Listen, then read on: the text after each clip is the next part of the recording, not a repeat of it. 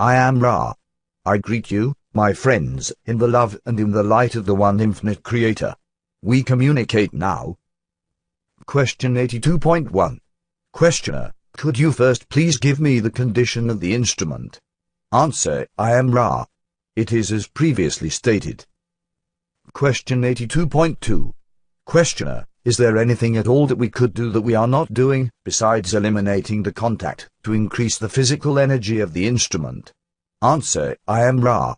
There is the probability that the whirling of the water with spine erect would alter somewhat the distortion towards what you call pain which this entity experiences in the dorsal region on a continuous level.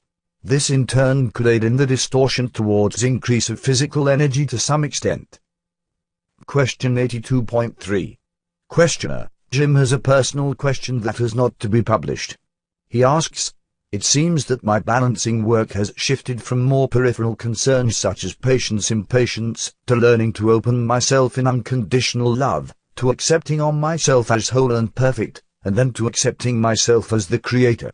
If this is a normal progression of focus for balancing, wouldn't it be more efficient once this is discovered for a person to work on the acceptance of the self as Creator rather than work peripherally on the secondary and tertiary results of not accepting the self? Answer, I am Ra. The term efficiency has misleading connotations. In the context of doing work in the disciplines of the personality, in order to be of more full efficiency in the central acceptance of the self, it is first quite necessary to know the distortions of the self which the entity is accepting. Each thought and action must then be scrutinized for the precise foundation of the distortions of any reactions. This process shall lead to the more central task of acceptance. However, the architrave must be in place before the structure is builded. Question 82.4. Questioner, I would like to consider the condition at a time or position just prior to the beginning of this octave of experience. I am assuming that, just prior to the beginning of this octave, intelligent infinity had created and already experienced one or more previous octaves. Is this correct? Answer, I am Ra. You are assumed correctly. However, the phrase would more informatively read, infinite intelligence had experienced previous octaves. Question 82.5. Questioner, does Ra have any knowledge of the number of previous octaves? If so, how many? Answer, I am Ra. As far as we are aware, we are in an infinite creation. There is no counting. Question 82.6. Questioner, that's what I thought you might say. Am I correct in assuming that at the beginning of this octave, out of what I would call a void of space, seeds of an infinite number of galactic systems such as the Milky Way galaxy appeared and grew in spiral fashion simultaneously? Answer, I am Ra. They are duple areas of potential confusion. Firstly, let us say that the basic concept is reasonably well stated. Now we address the confusions. The nature of true simultaneity is such that, indeed, all is simultaneous. However, in your modes of perception you would perhaps more properly view the seeding of the creation as that of growth from the central core outward. The second confusion lies in the term void. We would substitute the noun plenum. Question 82.7.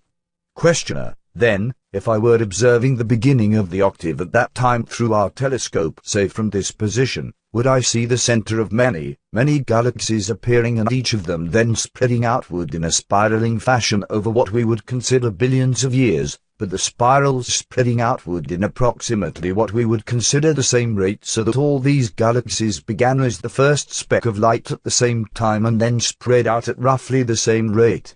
Is this correct? Answer, I am Ra. The query has confusing elements. There is a center to infinity. From this center all spreads. Therefore, there are centers to the creation, to the galaxies, to star systems, to planetary systems, and to consciousness. In each case you may see growth from the center outward. Thus you may see your query as being overgeneral in concept. Question 82.8. Questioner, considering only our Milky Way galaxy at its beginnings, I will assume that the first occurrence that we could find with our physical apparatus was the appearance of a star of the nature of our Sun. Is this correct? Answer, I am Ra. In the case of the galactic systems, the first manifestation of the Logos is a cluster of central systems which generate the outward swirling energies, producing, in their turn, further energy centers for the Logos, or what you would call stars. Question 82.9. Questioner: are these central original creations or clusters what we call stars? Answer: I am Ra. This is correct. However, the closer to the, shall we say, beginning of the manifestation of the Logos the star is, the more it partakes in the one original thought. Question 82.10. Questioner: why does this partaking in the original thought have a gradient radially outward? That's the way I understand your statement. Answer: I am Ra. This is the plan of the one infinite creator. The one original thought is the harvest of all previous, if you would use this term, experience of the creator by the creator. As it decides to know itself, it generates itself into that plenum full of the glory and the power of the one infinite creator, which is manifested to your perceptions as space or outer space. Each generation of this knowing begets a knowing which has the capacity, through free will, to choose methods of knowing itself. Therefore, gradually, step by step, the creator becomes that which may know itself, and the portions of the creator partake less purely in the power of the original word or thought. The creator does not properly create as much as it experiences itself. Question 82.11. Questioner: what was the form, condition, or experience of the first division of consciousness that occurred at the beginning of this octave, at the beginning of this galactic experience? Answer: I am Ra. We touch upon previous material. The harvest of the previous octave was the creator of love manifested in mind, body, and spirit. This form of the creator experiencing itself may perhaps be said to be the first division. Question 82.12. Questioner: I was interested specifically in how this very first division showed up in this octave. I was interested to know if it made the transition through first, second, third, fourth, etc. densities. I would like to take the first mind, body, spirit complexes and trace their experience from the very start to the present, so that I could better understand the condition that we are in now by comparing it with this original growth. Could you please tell me precisely how this came about as to the formation of the planets and growth through the densities, if that is the way it happened, please? Answer: I am Ra. Your queries seem more confused than your basic mental distortions in this area. Let us speak in general, and perhaps you may find a less confused and more simple method of eliciting information in this area. A very great deal of creation was manifested without the use of the concepts involved in consciousness, as you know it. The creation itself is a form of consciousness which is unified, the Logos being the one great heart of creation.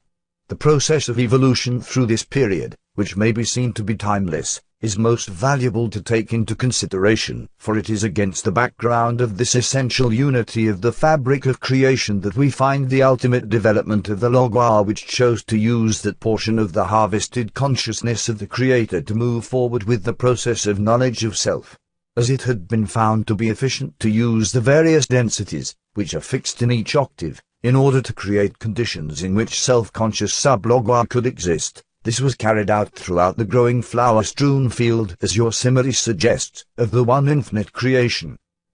The first beings of mind, body, and spirit were not complex.